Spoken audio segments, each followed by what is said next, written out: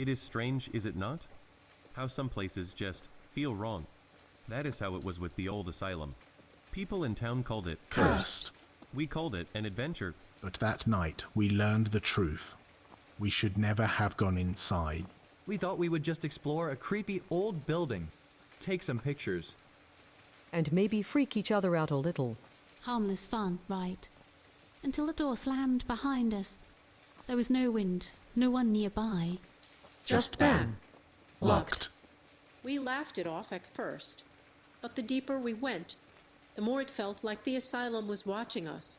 It was as if it knew we were there. The first thing we noticed was the writing on the walls. Faded letters scratched into the paint. Like someone had carved them with bare hands, it said. Do not look. Do not follow. We should have listened. But we we did did not. not.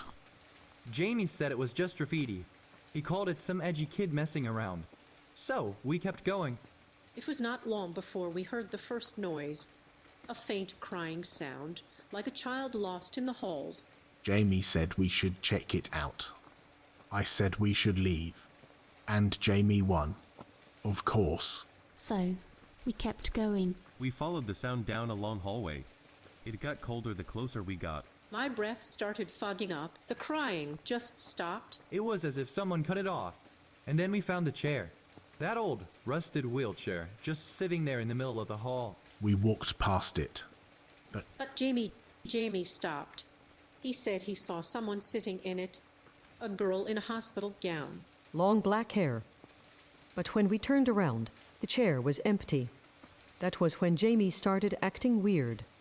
He was not cracking jokes anymore. He was quiet. Kept glancing over his shoulder. He said he heard someone whisper his name. We told him it was just his imagination.